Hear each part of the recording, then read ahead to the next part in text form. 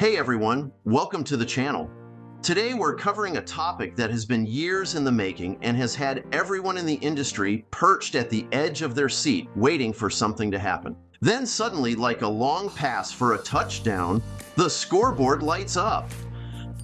Now the score is 418 million to, whatever. So let's dive into this groundbreaking moment in real estate history and try to make sense of this turning point in the game. This is Real Estate Rundown. Here we go. The National Association of Realtors, a titan in the real estate industry and one of the largest trade organizations in the country, found itself at the center of a storm. Lawsuits were piling up, accusing the group of maintaining practices that kept real estate commissions artificially high.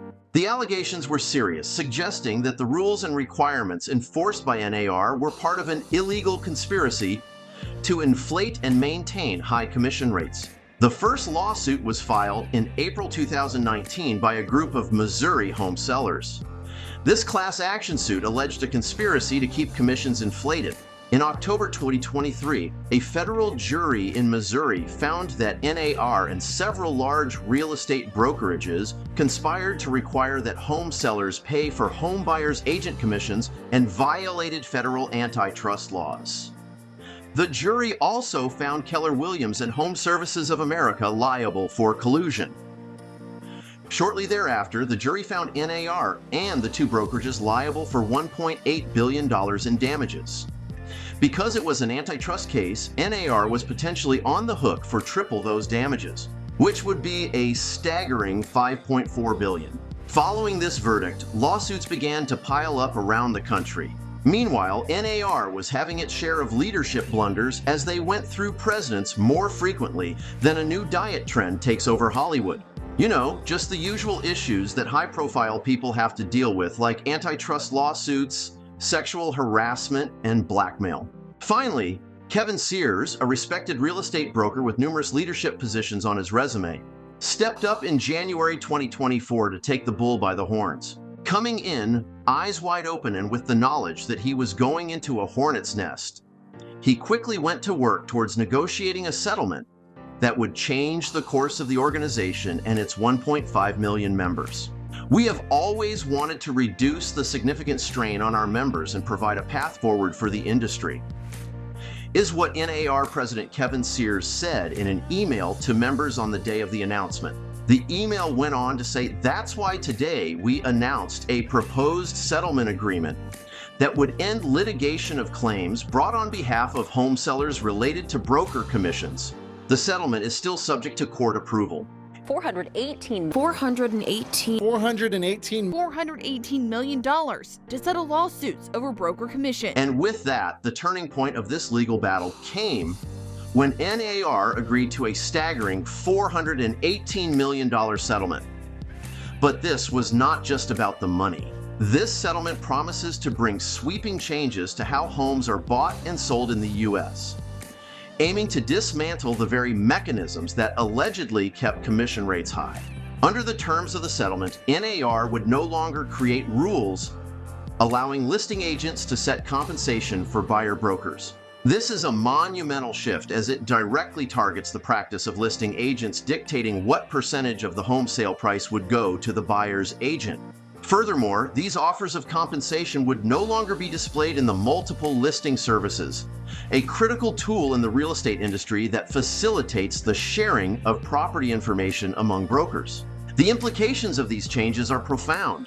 For the first time, buyer brokers will need to negotiate their compensation directly, either through fixed fee commissions paid by consumers, concessions from sellers, or as a portion of the listing broker's compensation.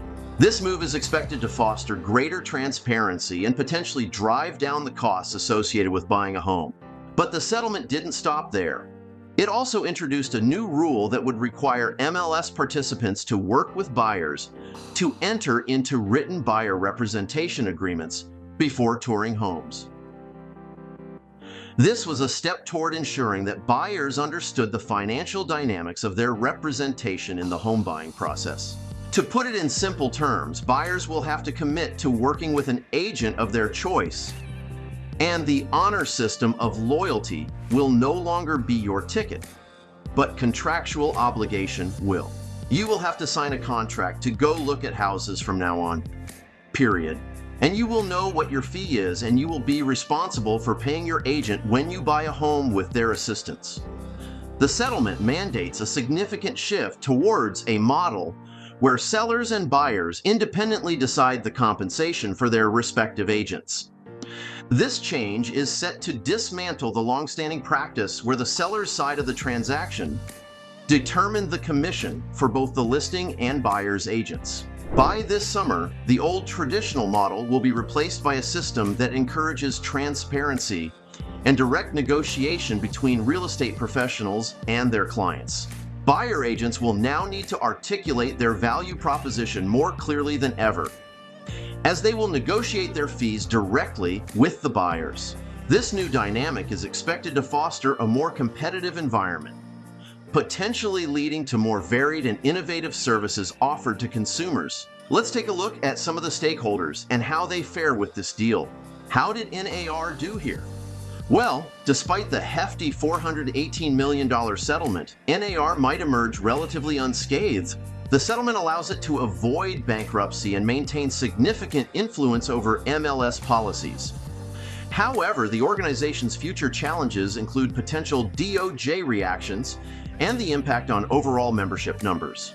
All right, so what happens with the MLS? The expectation is that the larger, well-resourced MLSs will likely adapt and innovate in response to the new rules. Smaller MLSs, however, might struggle due to limited resources for innovation and the challenges of enforcing new buyer representation agreement requirements. What about brokers and agents? Yeah, well, the large brokerage firms that were part of the settlement are in a favorable position, while some 90-plus firms that were excluded from the settlement are facing uncertainty. The settlement's focus on MLS compensation data might encourage more in-house transactions, which benefits larger firms that have more extensive internal networks. As for agents, well, the settlement might just be a significant shakeup for agents.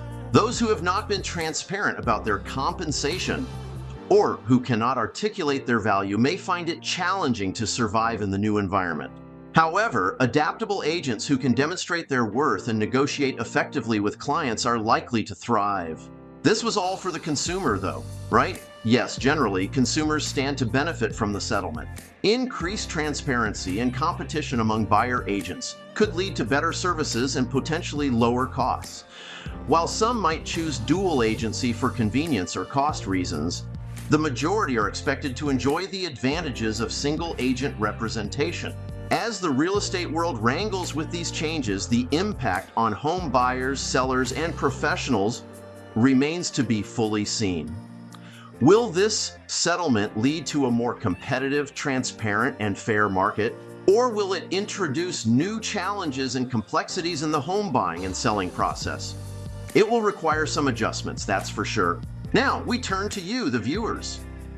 With these sweeping changes on the horizon, do you feel that the settlement and subsequent mandates help you understand agent commissions better? Or is it more confusing than ever? Your insights and experiences are invaluable as we navigate this new era in real estate. Please leave your comments below.